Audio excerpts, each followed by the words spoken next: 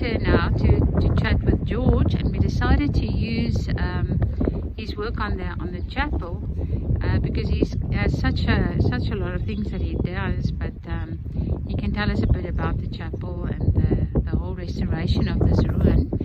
And the light is very sharp outside now, so there he is. This is going to be the stoop with a little pergola over it, and this is sort of the front of the chapel. And there George is. And hi everybody. So he can tell us a little bit about this project that they've been busy on for, it must be close on a year almost, him and Skumbuzo and Stephen, the builder. And we are getting so excited. It's getting to be even more than we anticipated. You want to tell us about it a bit and your work? Yeah, it's lovely to work on this project because it's a combination of so many things. It's the basis is a very humble, small building. It's not big. It's 5.5 by 5 about the inside surface. So it's a small building, very humble. We think it might have been the initial building where the people lived right at the beginning before building the bigger homestead, but later on workers used it as a dwelling. So it's such a humble building, but then being transformed into a new phase. I don't want to say something more as if the one is better than the other, but it's another dimension being added to this humble building, because I don't think there are more important buildings than others. That initial building served a purpose, and that was important as well. But now there's a new dimension, and all the material coming together, because this is really a matter of upcycling and recycling on such a big farm as this. There are homesteads falling in disrepair on certain sections of the farm, old sheds, and that is being demolished. And when you stand inside this chapel, you can say, yes, the roof sheeting came from Voorspoed, and some of the beams was there in the shed in Barrowfield, there at Johan's place. So it's material from all over being combined into this. And it's also, it says something, all this material coming together, it says also something about all the people involved in this project. In a sense, it's not fair that our work on the chapel and the other work appears on our Facebook pages and on our blog and so on, because it is really a collaboration. The work being done here at the Restory, it can't be done without the support and assistance of other people. And we're so grateful for the assistance that we receive, whether it is the borrowing of scaffolding, whether it is the supply of material and flooring, people offering to do the stained glass windows. It's wonderful the way people are involved, and without that collaboration the work can't be done. So it's just a symbol of that. A lot of things coming together, actually a lot of love coming together.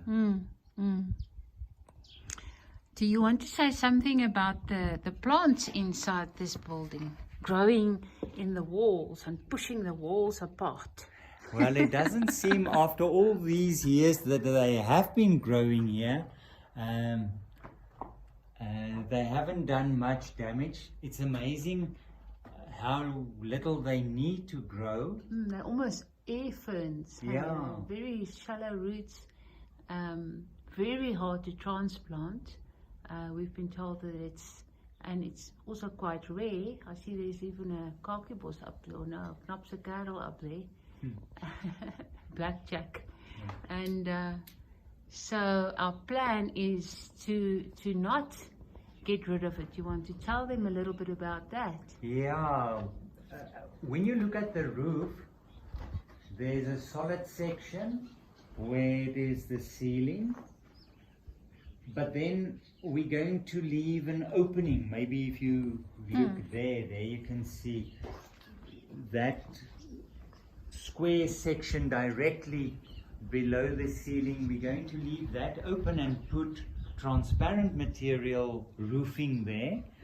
And we hope, it's actually an experiment, we don't know whether it's going to work, how much heat they need, how much sunlight they need, whether they'll be able to survive. We hope they'll survive, and that there will be enough sunlight and heat coming in after we've put on the roofs and filled up the openings with windows and doors. We'll have to see. We truly hope. And afterwards, when everything is done, we'll have to water them inside here some way. Maybe installing some sort of a sprinkling system with a mist. Yeah. But we truly, because they're part of this building as well. When we're busy with such a thing, it's not only a human project.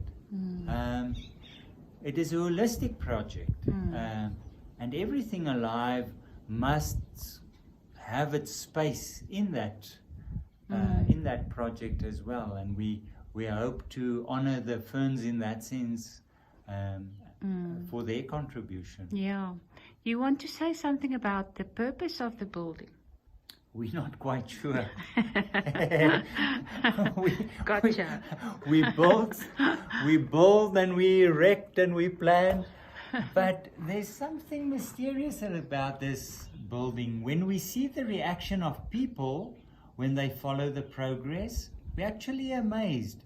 Already it is doing something to people, and we hope. And it will definitely serve a function for us personally. We'll use it for our sessions during the retreats and for Vespers prayer sessions and so on. But other than that, we don't have grand schemes or plans for it. We try to be as open as possible, but deep down we know it will serve a very good purpose. In terms of people's spirituality as well. If we can create a space where people can enter and feel something of the presence of the divine, we need spaces like that as well. But we'll see. For now, we just do the work. After that's been done, we'll see what unfolds. Yeah, it's part of the contemplative life, not knowing. It is. Tell us a little bit about the work and how it ties in with your spirituality and living contemplatively. Sometimes it saddens me when I get the impression that spirituality, religion, it tends to be an indoor activity linked to book learning, reading books, and certain ceremonies, but there's something free about God and his or her involvement in every aspect of life. And when you're busy with a project like this, you experience something of God's presence in very simple material. Like Oregon beams, old corrugated iron. If you look at the round windows there at the top, that has been storm water drainage that we picked up next to the road. Where nothing goes to waste for God. It's That's a beautiful metaphor. Everything can be incorporated. U2 has a phrase, I don't know whether it's in one of their songs, where they say, all the beauty that has been lost before wants to find us again. And you experience this. So working with my hands, renovating, is experiencing God in another dimension, constantly. Well, there's still a lot to be done, lots of hard work, and I love watching it and being part of it, and thank you for your passion and your heart in this. Bye-bye, everybody. Goodbye.